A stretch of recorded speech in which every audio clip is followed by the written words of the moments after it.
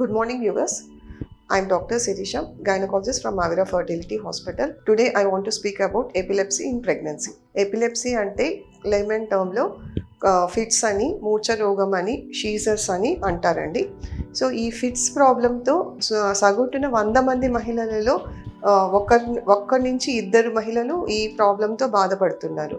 So ఇలాంటి మహిళలు వాళ్ళ దగ్గర నుంచి వచ్చే కామన్ క్వశ్చన్స్, ఈ ఫిట్స్ ప్రాబ్లంతో మేము బాధపడుతున్నట్లు మాకు పుట్టబోయే పిల్లలు కూడా బాధపడతారా, అవి కాకుండా ఇంకా ఏమన్నా ప్రాబ్లమ్స్ వస్తాయా, సో ప్రెగ్నెన్సీలో మా జర్నీ సాఫీగా జరుగుతుందా, మాకు ఈ ప్రాబ్లం ఇంకా ఏమన్నా సివియర్గా తీవ్రతరం అవుతుందా. సో ఇలాంటి కామన్ క్వశ్చన్స్ మాకు వీళ్ళ దగ్గర నుంచి వస్తుంటాయి. So let us answer all these queries today. So ఈ ఫస్ట్ మనముండి ఫిట్స్ ఏ కారణం వల్ల వస్తుందో మనం తెలుసుకోవాలి. సో ఫిట్స్ అనేది మనకి 4 ముఖ్యమైన కారణాలు చెప్తామండి.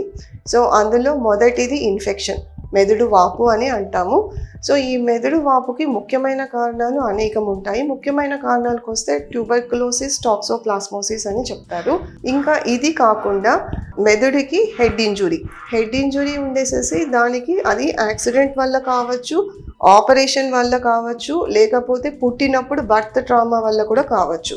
సో ఇంకొక ముఖ్యమైన కారణము ఆర్టీరియోవీనస్ మాల్ఫార్మేషన్స్ అని చెప్తారు. అంటే మెదడులో పుట్టుకతోనే మెదడులో ఉండి రక్తనాళాలు సరిగ్గా లేకపోయే దానిని ఆర్టీరియోవీనస్ మాల్ఫార్మేషన్స్ అని అంటారు. సో ఇవి కాకుండా స్పేస్ ఆక్యుపైయింగ్ లీజన్స్ అని కూడా కొన్ని చెప్తారు. సో ఇలాంటివి ఏమన్నా ఉండడం వల్ల కూడా ఫిట్స్ వస్తాయి. అది కాకుండా మోస్ట్ కామన్ కారణం ఏంటి అంటే హైపోగ్లైసీమియా, అంటే బ్లడ్ షుగర్ లెవెల్ తగ్గడం.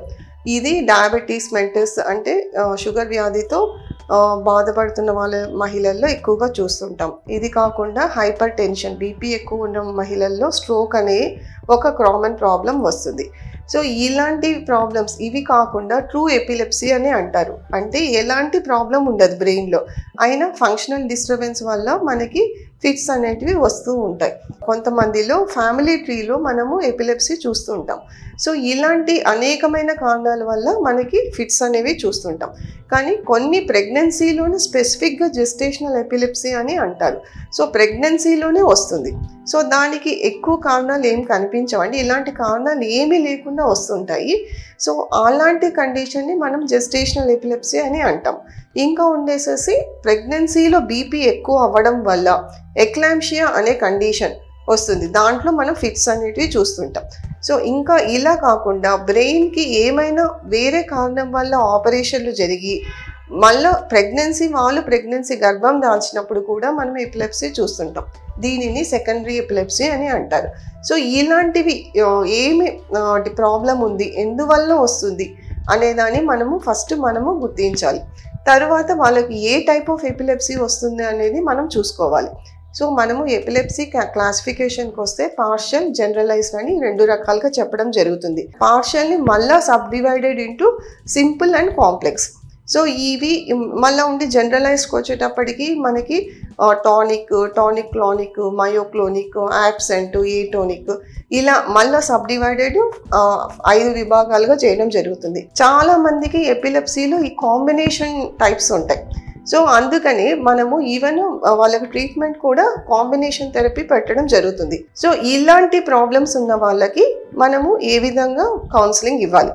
సో ఫస్ట్ ఉండి ప్రెగ్నెన్సీ ప్లాన్ చేసుకుంటున్నట్లయితే ఫస్ట్ మీరు ఒక మంచి ఆబ్స్టిషియన్ని కన్సల్ట్ చేయాలి. మీకు 1 year నుంచే మీకు ప్రీ ప్రెగ్నెన్సీ కౌన్సిలింగ్ ప్లానింగ్ ఉండాలి. సో ఫస్ట్ ఉండేసేసి మీకు ఎటువంటి యాంటీ కన్వల్సెంట్ డ్రగ్ తీసుకున్నా కానీ అవి ఫోలిక్ యాసిడ్ మెటబాలిజంని ఇంటర్ఫియర్ చేస్తుంది. సో అలాంటప్పుడు మీకు కాంబినేషన్ థెరపీ నుంచి మీకు సింగిల్ మోనోథెరపీకి తీసుకురావాలి, అది విత్ లీస్ట్ డోసేజ్. సో అప్పుడు మనకి సక్సెస్ అనేది బాగుంటుంది. దానికి తోడు మీకు ఏ కారణం వల్ల వస్తుంది అనేది గుర్తించాలి, ఎంత సివియర్గా ఉంది. కొంతమందికి ఫిట్స్ వచ్చినప్పుడు 30 నిమిషాల కంటే ఎక్కువగా ఉంటుంది, వాళ్ళు తెలివి కూడా పోతుంది.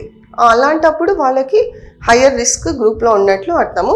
ఇంకా అవి కాకుండా మీ పార్ట్నర్కి కూడా ఈ ఫిట్స్ ప్రాబ్లం ఉందా, మీ ఫ్యామిలీ ట్రీలో కూడా ఈ ఫిట్స్ ప్రాబ్లం ఉందా, మీ పార్ట్నర్ ఫ్యామిలీ ట్రీలో కూడా ఫిట్స్ ప్రాబ్లం ఉందా. సో ఇంకా మీకు ఇవి కాకుండా ఇంకా ఏమైనా అడిక్షన్స్ ఉన్నాయో, ఆల్కహాల్ తీసుకోవడం వల్ల, ఆల్కహాల్ ఎక్కువ తీసుకొని సడన్గా విత్డ్రా చేయడం వల్ల కూడా ఫిట్స్ వచ్చే అవకాశాలు ఉంటాయి. ఇంకా అవి కాకుండా మత్తు పదార్థాలు తీసుకొని అవి విత్డ్రా చేయడం వల్ల కూడా మీకు ఇది ఫిట్స్ వచ్చే అవకాశం ఉంటుంది. సో ఇలాంటి అడిక్షన్స్ ఉంటే కంప్లీట్గా స్టాప్ చేయాలి. సో దానికి తోడు ఉండేసేసి మీరు హెల్తీ లైఫ్ స్టైల్ అడాప్ట్ చేసుకోవాలి. హెల్తీ లైఫ్ స్టైల్ అంటే మీ డైట్లో ఉండేసేసి ఎక్కువగా గ్రీన్స్ ఇంక్లూడ్ చేయడం. గ్రీన్స్లో ఎక్కువగా ఫోలిక్ యాసిడ్ ఉంటుంది. సో ఫోలిక్ యాసిడ్ అనేది బేబీ బ్రెయిన్ డెవలప్మెంట్కి చాలా అవసరం.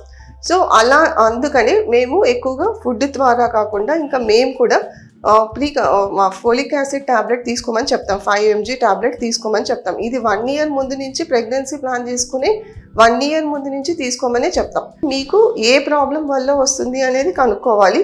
మీ కాంబినేషన్ థెరపీని సింగిల్ డ్రగ్కి తీసుకురావాలి. అది కూడా ప్రెగ్నెన్సీ సేఫర్ యాంటీ ఎపిలెప్టిక్తో రన్ చేసుకుంటే చాలా బెటర్. ఈ అడిక్షన్స్ని స్టాప్ చేసుకోవాలి. ప్రాణాయామము, ఇది ఇంకా మెడిటేషన్, ఇలా బ్రీతింగ్ ఎక్సర్సైజెస్ వల్ల ఆక్సిజన్ క్యారింగ్ కెపాసిటీ బాడీలో పెంచుకోవచ్చు. సో ఇలాంటి హెల్తీ లైఫ్ స్టైల్ అడాప్ట్ చేసుకొని మీరు ప్రెగ్నెన్సీకి వెళ్తే మీకు హెల్తీయర్ ప్రెగ్నెన్సీ ఉంటుంది, సేఫర్ ప్రెగ్నెన్సీ ఉంటుంది.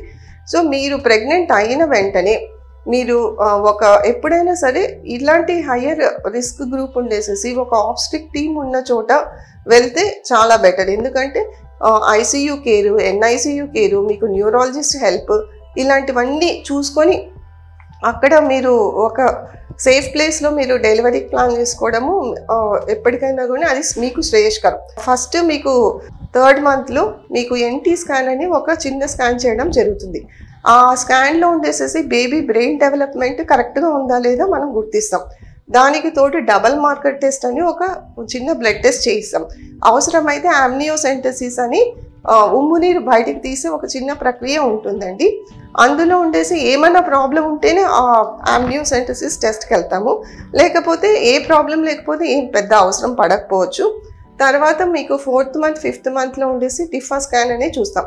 ఎక్కువగా ఇలాంటి ప్రాబ్లమ్స్ ఉన్న వాళ్ళల్లో క్లెఫ్ట్ లిప్, క్లెఫ్ట్ ప్యాలెట్, తర్వాత ఉండేసేసి గుండెలో ప్రాబ్లం, బేబీ గుండెలో హోల్స్ రావడము, తర్వాత ఈ బేబీకి కాళ్ళు చేతులు సరిగ్గా ఎదగకపోవడము, కాళ్ళ వేళ్ళు చేతి వేళ్ళు కూడా సరిగ్గా ఎదగకపోవడం, ఇలాంటి ప్రాబ్లమ్స్ మనం తరచుగా చూస్తుంటాం. సో ఇవన్నీ మనము ముందుగానే గుర్తించడానికి టిఫా స్కాన్ అని ఒక స్కాన్ చేస్తాం.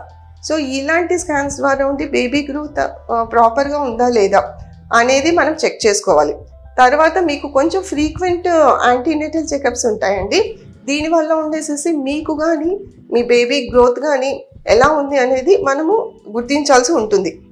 సో ఇలాంటి ఏవి ప్రాబ్లమ్స్ లేకపోతే మీకు డెలివరీ మాత్రం సిజేరియన్ సెక్షన్ అనేది ఓన్లీ ఆబ్స్టిక్ ఇండికేషన్స్కే ఉంటుంది, కేవలం మీ ఫిట్స్ ప్రాబ్లంకి అయితే ఉండదు.